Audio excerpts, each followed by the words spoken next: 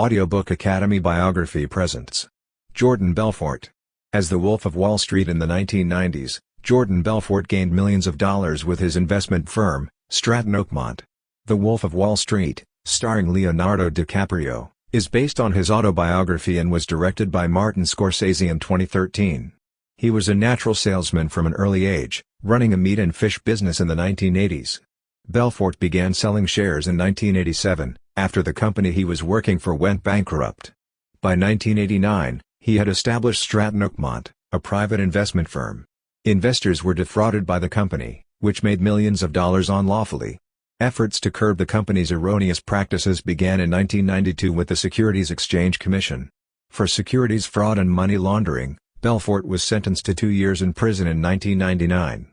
He was given a 4-year prison sentence in 2003, however he only spent 22 months of that time in jail.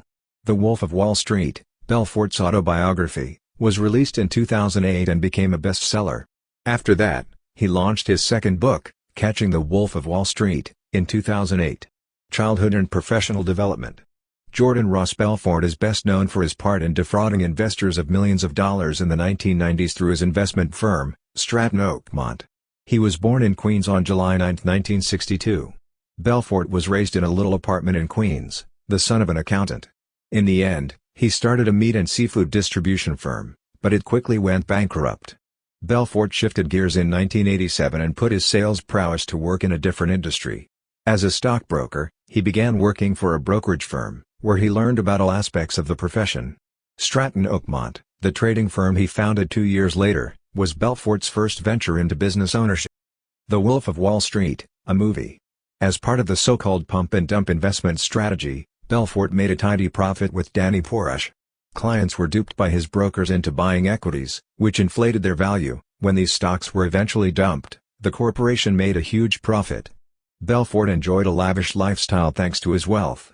In addition to a home and a fleet of high-end cars, he splashed out on a number of other extravagant purchases. In addition, he acquired a major drug addiction, with a preference for Quaaludes.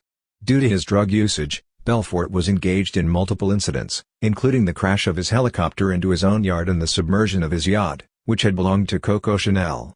His second marriage ended because of his drug and alcohol abuse. In addition, Belfort urged his workers to engage in risky behavior. Employees at the Long Island offices of Stratton Oakmont were accustomed to a high level of drug and sexual abuse. For $5,000, an assistant at the company allowed several of its traders to shave her head. "Don't hang up until the customer buys or dies" was also encouraged on the personnel. In the short term, their aggressive sales efforts paid off. "It's easier to get rich quick when you don't obey the rules," said Jordan Belfort to the New York Post. Legal issues. SEC said that Stratton Oakmont was defrauding investors and manipulating stock prices in 1992 when they tried to shut down their shady stock activity. Belfort was out of the brokerage industry 2 years later.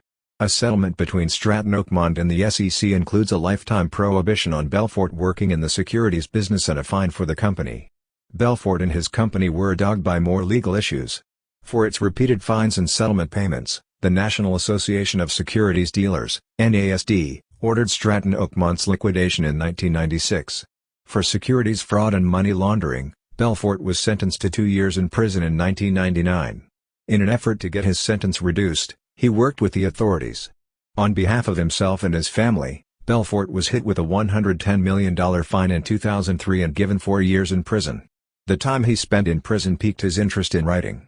Tommy Chong, a cellmate of Belfort's, pushed the former stockbroker to write about his experiences. After prison. The Wolf of Wall Street, named after one of Belfort's monikers, was published as a memoir in 2008 under the same name. The book chronicled his phenomenal rise and sudden demise in the banking industry.